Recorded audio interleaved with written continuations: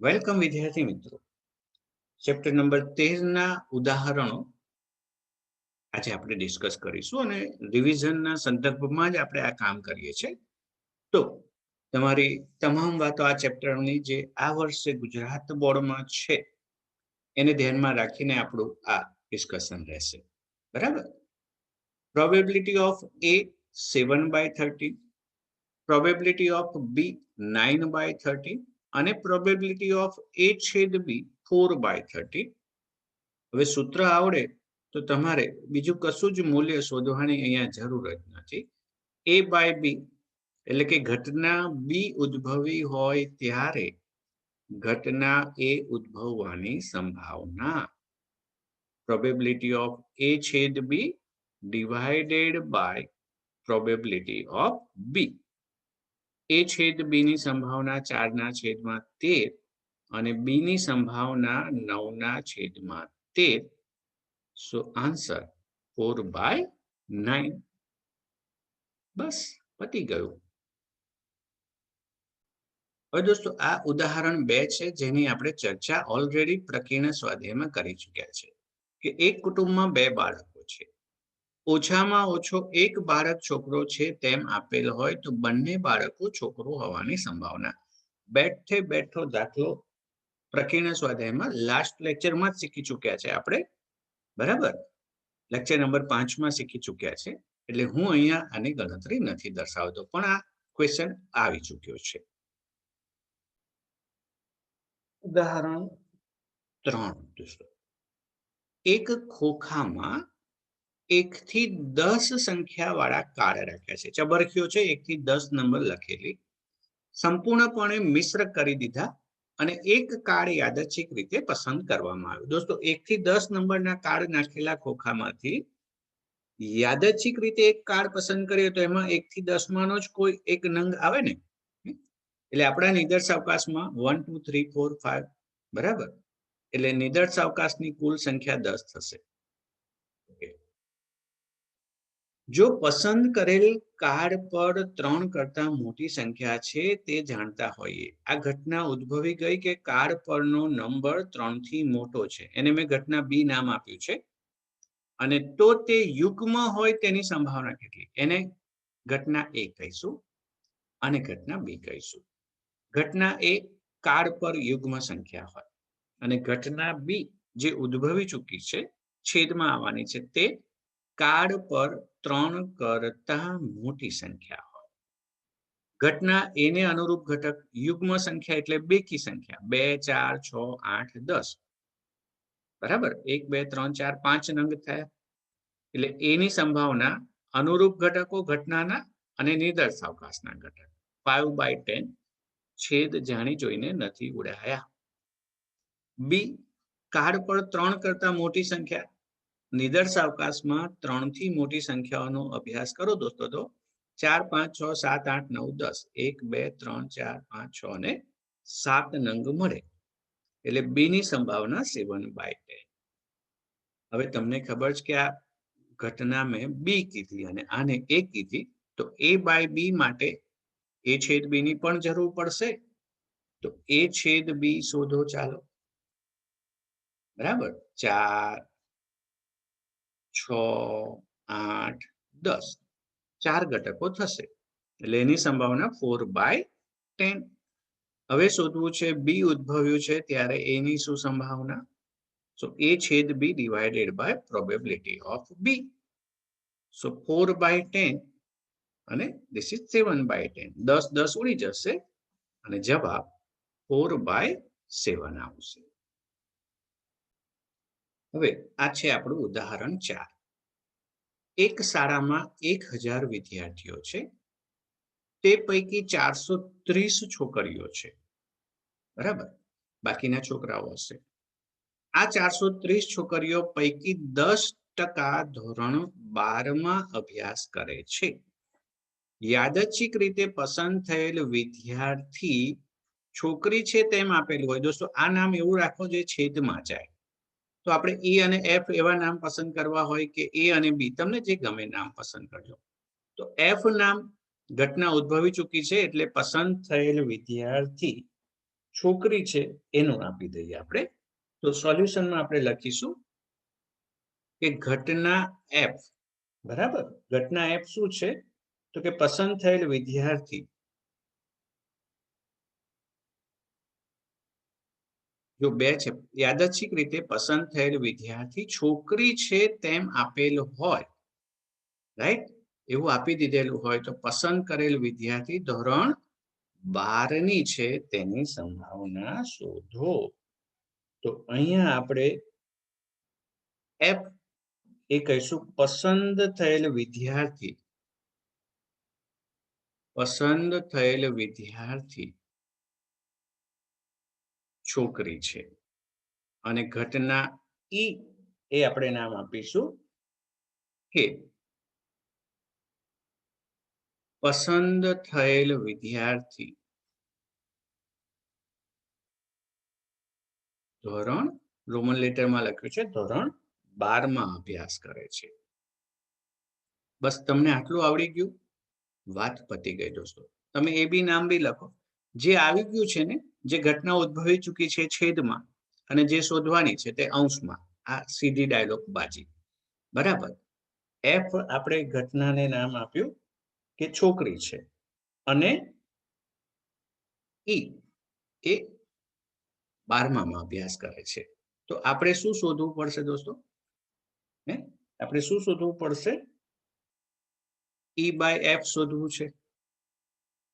બસ આટલું લખતાની સાથે હવે તમને ખબર પડી ગઈ કે ઈ છેદ એફ ની સંભાવના જોઈશે અને એકલા એફ ની સંભાવના જોઈશે. હવે એફ ની સંભાવના કેટલી થાય એ તો તમને આવડી જ જવાનું છે. કુલ છોકરા 1000 છે, બરાબર, અને એફ છોકરી 430. ઓકે, હવે ઈ છેદ એફ ની વાત કરો દોસ્તો, ઈ છેદ એફ ની વાત કરો તો ઈ છેદ એફ ની વાત કરો તો 430 માંથી 10%, 430 ના 10% એટલે 43 છોકરીઓ 12માં ભણતી હોય, રાઈટ. તો હું અહીંયા જો છેદ નથી ઉડાવતો, જરૂર પડે પોઈન્ટમાં લખીશું.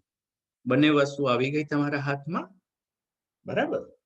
તો કામ હવે ચાલુ કરી દઈએ કે E by F, that is probability of E છેદ F divided by probability of F. 43 ના છેદમાં 1000 અને 430 ના છેદમાં 1000 આ જતા રહેશે દોસ્તો. 43 ના છેદમાં 430 એટલે 1 ના છેદમાં 10 એટલે 0.1 પ્રોબેબિલિટી 0.1 આવશે. તમે એ બી નામથી લખો, કોઈ વાંધો નહીં. મારે ખાલી એટલું કહેવું હતું કે જે ઘટના ઉદ્ભવી ચૂકી છે નીચે લઈ લો, મતલબ એને નામ આપો, અને જે શોધવાનું છે ને અંશમાં, એટલે એ બી જે કંઈ કહેવું હોય તે કહો. આ બધી સંભાવનાઓ શોધવાનું કામ તો 11 સાયન્સ પ્રમાણે છે, બરાબર ને? ચાલો નવા પ્રશ્ન તરફ.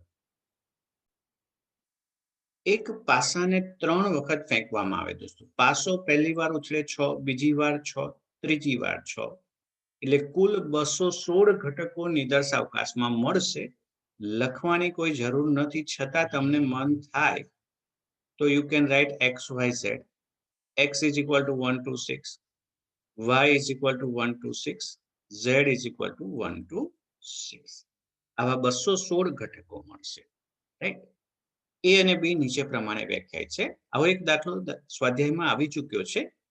પાસાને ત્રીજી વખત ફેંકતા 4 મળે. પહેલી વાર ગમે તે, બીજી વાર ગમે તે, પણ ત્રીજી વાર 4 હોય તો આવા 36 ઘટકો મળે તમારા. 1 to 6 હોઈ શકે, આ 1 to 6 હોઈ શકે, અને અહીંયા તો ફિક્સ જ છે. પહેલી વખત 6, બીજી વખત 5, અને ત્રીજી વખત ગમે તે, પણ પહેલી બીજી વખત તો 6, 5 આવવા જ જોઈએ. એ 1, 1 into 6 અનુરૂપ ઘટક 6 આવશે. હવે એ છેદ બી માં આવે દોસ્તો, છેલ્લો 4 અને પહેલામાં 6, 5 એટલે 6, 5, 4 એક જ એલિમેન્ટ મળશે. ઘટના બી ઉદ્ભવી ચૂકી છે તેમ આપેલ હોય ત્યારે એ ની સંભાવના, એટલે એ બાય બી શોધવું છે. તો ઘણા બધા કામ હવે ડાયરેક્ટ લખી લઈશ. પ્રોબેબિલિટી ઓફ A છેદ B divided by probability of B. 1 ના છેદમાં 216 અને અહીંયા 6 ના છેદમાં 216. ઘટનાને અનુરૂપ ઘટક જાણો જ છો. સો આન્સર વિલ બી 1/6. તમે જોઈ શકો દોસ્તો, દાખલાની રકમ છે એનાથી તો ગણતરી બી વધારે ઈઝી થઈ જાય છે, હે ને? ચાલો, એક પાસાને 2 વખત ફેંકવામાં આવે છે અને તેના પર મળતી સંખ્યાઓનો સરવાળો 6 છે તેમ આપેલ છે. બસ આ વાત પકડી લો. This is given. આ વસ્તુ છેદમાં જવા દેજો. પાસા પર ઓછામાં ઓછી એક વખત સંખ્યા 4 મળે તેની શરતી સંભાવના શોધો. દોસ્તો, પાસાને 2 વખત ઉછાળતા, પાસાને 2 વખત ઉછાળતા તમારા નિદર્શાવકાશમાં 36 ઘટકો આવશે. 1 1 1 2 1 3 આવું ગણતા લખતા જાઓ 6 6 સુધી. એટલે નંબર ઓફ S 36 આવશે. 36 એ 36 ઘટક માઇન્ડમાં રાખજો, બરાબર? મળતી સંખ્યાનો સરવાળો 6 છે તેમ આપી દીધેલ છે દોસ્તો. એને હું નામ F આપી દઉં. શું કરું? પાસા પર મળતી સંખ્યાનો સરવાળો F. E નામ અને F નામ. F બની ચૂક્યો છે, બરાબર? તો F નામ કોને કીધું? તો કે F નામ આપ્યું આપણે પાસા પર મળતી સંખ્યાનો સરવાળો 6 છે. અને ઈ નામ કોને આપીશું દોસ્તો? સંખ્યા 4 ઓછામાં ઓછી એક વખત મળે. સંખ્યા 4 ઓછામાં ઓછી એક વખત મળે, બરાબર? તો આપણે ઈ અને F ને અનુરૂપ ઘટકો કોણ કોણ થાય? ઓછામાં ઓછી એક વખત મળે એટલે કોઈ એક જગ્યાએ તો એક હોય એવું. 4 1 4 2 ઓછામાં ઓછી એક વખત 4 3 4 4 4 5 4 6, બરાબર? 1 4 2 4 3 4 5 4 4 4 આવી ગયા છે અને 6 4. કેટલા થયા દોસ્તો? નંગ ગણી લો તો. નંબર ઓફ 1 2 3 4 5 6 7 8 9 10 અને 11. ચેક કરો. 1 2 3 4 5 6 7 8 9 10 11. અને F ને અનુરૂપ ઘટક પાસા પર મળતી સંખ્યાનો સરવાળો 1 ને 5 2 ને 4 3 ને 3 4 2 અને 5 1. એટલે નંબર ઓફ F તમારા 5 નંબર થશે. હવે આપણે જે જોઈએ છે દોસ્તો એ તમારા મગજમાં હોવું જોઈએ કે 6 આપેલ છે એટલે કે F આપેલ છે. F ભાઈ નીચે બેસશે એટલે you have to write E છેદ F divided by probability of. હવે આપણને E છેદ F પણ જોઈશે ને, તો E છેદ F ચાલો શોધો. મને કહો E છેદ F બેવમાં કયા કયા ઘટકો છે? ચેક કરો. E છેદ F 2 4 આ એક દેખાયો અને 4 2 ટોટલ 6 થાય એવા 2 જ ઘટક મળશે, રાઈટ? 2 4